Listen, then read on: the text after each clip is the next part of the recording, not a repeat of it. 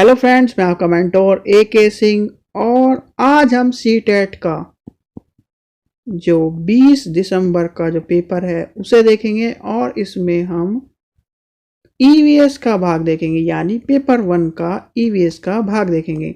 आपको एक opportunity CTET दे रहा है जो अभी तक जो 16 से लेकर और 21 तारीख यानी 21 जनवरी तक जितने भी पेपर हुए हैं आप CTET की साइट पर जाकर डाउनलोड कर सकते हैं और अपने साथ साथ और भी पेपर डाउनलोड करके रख सकते हैं, क्योंकि जो पेपर होते हैं वो ओरिजिनल पेपर आपको मिलते नहीं हैं और उसके लिए आप बहुत सारी किताबें खरीदते हैं।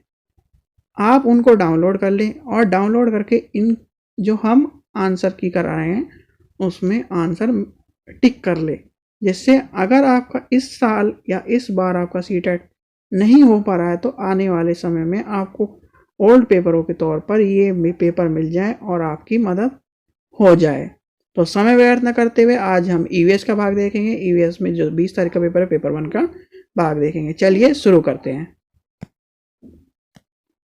जो 20 तारीख का पेपर है उसमें हम EVS का भाग देख रहे हैं। तो EVS के भाग में चलिए पहला क्वेश्चन देखते हैं क्या है। ठोस अवशिष्ट पदार्थों में निस्तारण की निम्न विधियों में से कौन सी विधि वायु प्रदूषण को फैलाती है। वायु प्रदूषण को क्या क्या, सबसे पहली वायु प्रदूषण की बात आई है तो वायु प्रदूषण को देखते हैं। वायु प्रदूषण कौन कौन सी, भस्म करना, यानी इसकी हो जाएगी ऑप्शन नंबर 4। क्वेश्चन नंबर 2 देखेंगे। वह स्थान जो दुर्काल में बाढ़ से प्रभावित होता है, स्थानीय लोग डैश के कारण होंगे। तो क्या होंगे, स्थानांतरण यानी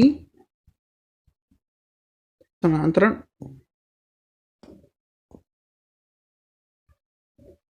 क्वेश्चन नंबर 3 देखेंगे। टेपिकोना का दूसरा नाम क्या है, तो वो है, टेपिकोना का नाम है शकरकंदी, ऑप्शन नंबर 4।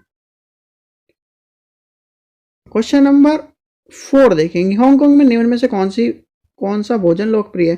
हांगकांग वाला ये क्वेश्चन रिपीटेड है, आपको जिसने भी पेपर दिया होगा वो देख सकता है। ल्यू यू फैन यानी यूं फैन हो जाएगा इसका आंसर, क्वेश्चन नंबर। नेक्स्ट देखिए क्वेश्चन नंबर 5 देखते हैं। किस प्रकार के पक्षी चोंच मीट को काटने और खाने में काम लेते हैं, तो कौन से हैं, हुक और जैसी चोंच वाले।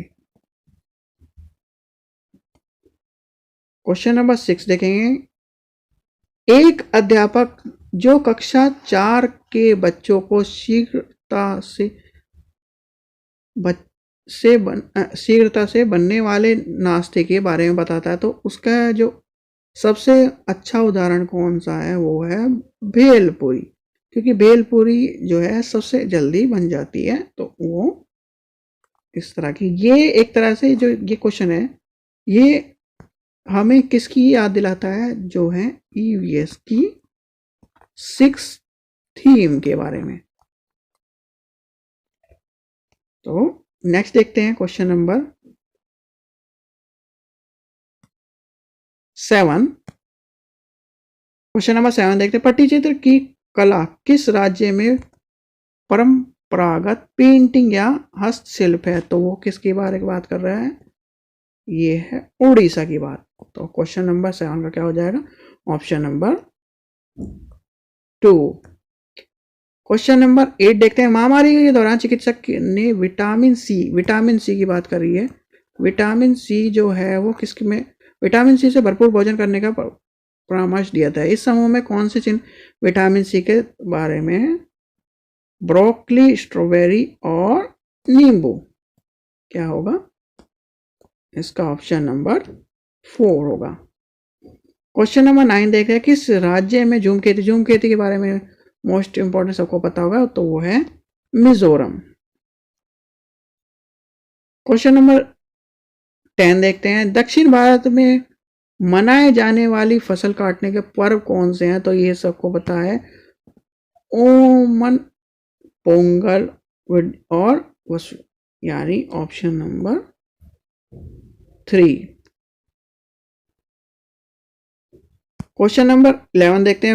वर्णल जनजाति या वर्णल आर्ट के लिए सुप्रसिद्ध है जो कि बनती है गाय के गोबर और मिट्टी से बनती है। ये आपको एनसीईआरटी में भी मिल जाएगा, तो इसका ऑप्शन हो जाएगा 3।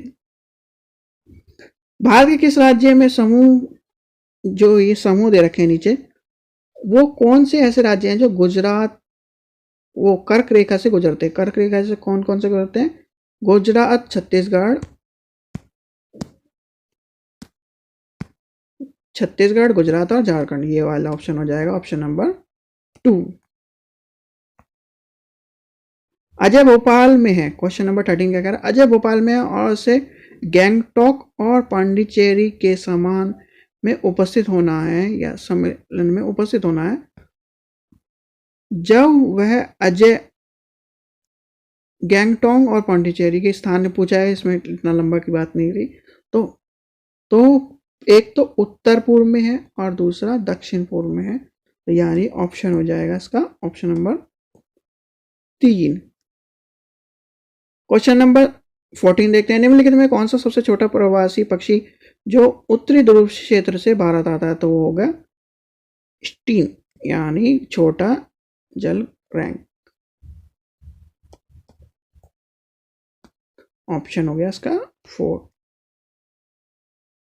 रेनू, क्वेश्चन नंबर 15 देखते हैं। रेनू इटली से भारत की यात्रा की योजना बनाई।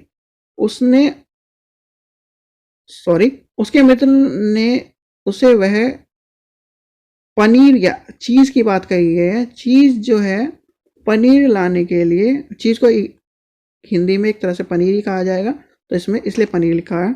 लाने के लिए कहा, तो कौन सी विधि के द्वारा वो ला सकती है? निर्मित पैकेट के द्वारा, जो पैकेट के तौर पर वो ला सकती है, यूजिंग ए कॉन्ट्रैक्ट।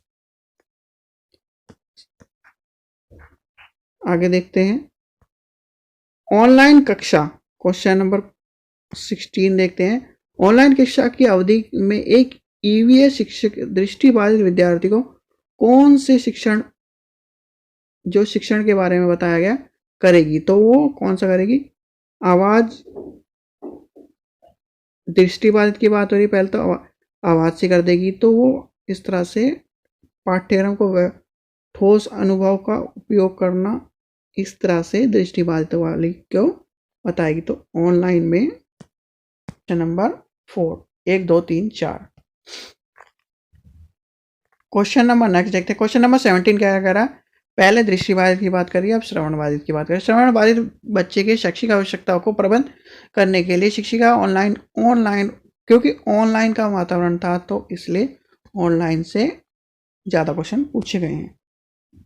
इसमें क्या कह रहा है? ऑनलाइन कक्षा के दौरान विशेष शिक्षण की सहायता लेगा, यानी जो बच्चे के एक तरह से साइन लैंग्वेज का जो बच्चे को बता सके उसका सहारा लेगा। केवल उनके लिए ऑनलाइन कक्षा का प्रबंध करेगा। उपेक्षित शिक्षा और इसमें वीडियो पीपीटी का यूज करेगा। जो पीपीटी होते हैं, पीपीटी में जो उसका इफेक्टिव है, अधिक दृश्य का उपयोग करेगा। तो इसका क्या हो जाएगा? Option number A B C D, option number 3। Question number 18 देखते हैं। 18 क्या कह रहा है? संपूर्ण शिक्षक अपने नैतिक मूल्य, व्यक्तित्व, हित और अभिरुचि को जानने के लिए जो सेवापूर्ण जो शिक्षक है उसके बारे में कहा गया। सेवापूर्ण शिक्षक के बारे में क्या है? वो स्व आकलन के बारे में आ जाएगा। उपकरणों का बात कही गई है यहाँ, ऑप्शन नंबर 3। क्वेश्चन नंबर 19 देखते हैं। ईवीएस, एक ईवीएस अध्यापक के अनुकरण विधि को समझने के लिए विद्यार्थियों को घर के लिए एक क्रियाकलाप देने का निश्चय किया गया है। निम्नलिखित में कौन सा है? तो मूंग के जो अंकुरित होते हैं उसकी बात करिए। जब वो जो उसको अवलोकन करेगा कि आज उसने मूंग की दाल को भिगोया फिर उसमें अंकुरित हुए, तो इस तरह से अवलोकन की बात करें तो इसका ऑप्शन हो जाएगा 3। क्वेश्चन नंबर 20 देखते हैं। एक ईवीएस की अध्यापिका ने अपने कक्षा 3 के छात्रों को अपने छत या खुले क्षेत्र में अन्न को कटोरे में रखने के लिए कहा, या अनाज को कटोरे में रखने के लिए कहा है। अनाज होना चाहिए, अनाज को कटोरे में रखने के लिए कहा। उसके बाद उसे एक आंकड़े की या शीट के तौर पर इकट्ठे करे। भोजन के जो अनाज है उसे कितने पक्षी खाते हैं उसमें उसको नोट करना है, तो उसके बारे में बताया गया है। तो जातियों के बारे में और उनके खान पान की आदतों के अवलोकन के कौशल के बारे में टीचर उसे बच्चे को एक तरह से प्रेरित कर रहा है। जब अनाज होगा उसे चिड़िया खाने आएगी, तो उसकी जाति कौन कौन से कबूतर खाता है, पक्षी खाता है, कौन कौन सी पक्षी आकर उसे खाते हैं, इसके बारे में एक शीट पर या उसका वर्कशीट के तौर पर काम दिया गया है। तो आगे देखते हैं क्वेश्चन नंबर 21। एक अध्यापक ने कक्षा में हमारे देश के उत्सव को विचार विमर्श। विभिन्न संस्कृतियों के बावजूद कुछ उत्सव आम हैं, पूरे देश में मनाए जाते हैं, वह कौन से संकल्पना के बारे में कह रहा है। तो ये सीधी सीधी बात है, हमारी जो देश है वो है हमारा देश की बात कही, क्योंकि हमारा देश एक विविध देश है, तो वाला देश है, तो इसमें विविधता की बात कही गई है। क्वेश्चन नंबर 22 देखते हैं। क्वेश्चन नंबर 22 क्या कह रहा है। एक ग्रामीण विद्यालय की अध्यापिका भोजन संरक्षण की तत्कालीन और शिक्षण में दी गई उनकी बात कर रहे हैं, तो वो किस बारे में क्या कर रहा है। ये एक तरह से युक्ति या उदाहरण की बात करें तो आस पड़ोस के क्षेत्रों में भ्रमण कर और योजना करके घर के में उपयोग होने वाले संरक्षण विधियों का अवलोकन के लिए कहता है। तो यानी ऑप्शन हो जाएगा इसका 4। क्वेश्चन नंबर 23 देखेंगे। एक ईवीएस यानी पर्यावरण अध्ययन की शिक्षा में एनसीईआरटी पार्ट 2 फुलवारी पढ़ा रही है, तो शिक्षा के लिए वह निम्न में से कौन सा संसाधन सबसे महत्वपूर्ण मानेगी। तो मधुबनी चित्र, विभिन्न स्थानीय के फूल, कार्य पत्रक। तो ऑप्शन हो जाएगा इसका 3, यानी option A B C. Question number next देखते हैं। कक्षा 4 के विद्यार्थियों में 24 देखते हैं। एक कक्षा 4 के विद्यार्थी आनुवांशिक शिक्षा के प्रति संवेदनशील करने के लिए इनमें से कौन सी प्रभावकारी होगी। तो वो होगी पोस्टर प्रस्तुतिकरण, यानी ऑप्शन हो जाएगा इसका 3। क्वेश्चन नंबर 25 देखते हैं। व्यवसाय में रूढ़िवादी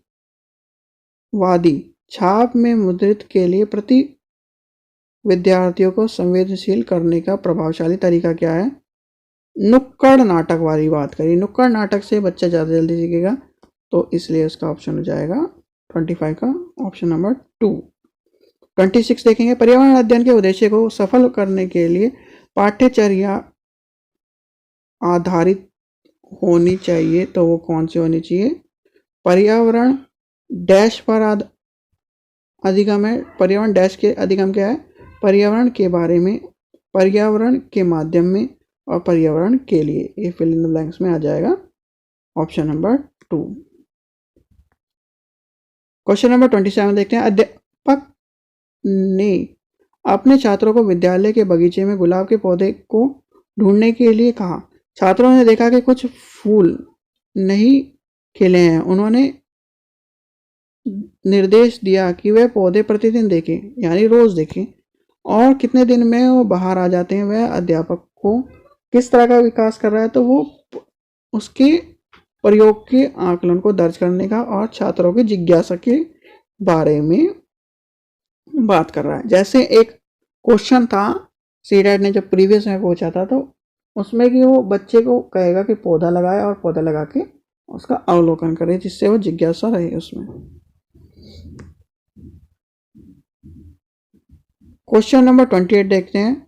ट्रैफिक स्थल या चौराहे पर कुछ व्यक्ति अपने वाहन को इंजन बंद नहीं करते। ईवीएस एक ईवीएस शिक्षिका होने के विषय में किस तरह की चर्चा के बारे में बात करें, तो चर्चा में ये है वायु प्रदूषण और ध्वनि प्रदूषण की बात करी है और सरकार को इसे रोकने के लिए कार्य नहीं कर रही, इस तरह की बात कही है। यानी 28 का ऑप्शन हो जाएगा ए और डी।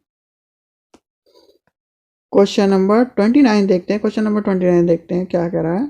एक शिक्षिका अपने छात्रों को उन तरीकों को बताती है जिसमें वह अपने घरों के दौरान सुसज्जित करते समय स्थानीय पदार्थों का उपयोग कर सकते हैं। इस चर्चा को क्या कहेगा, छात्र का जो है इस तरह की बात है, तो इसमें वृद्धि करना हो जाएगा इसका। स्थानीय वस्तु का उपयोग करने, कला संस्कृति का संरक्षण और स्थानीय विक्रेताओं की सहायता, यानी option number A B C.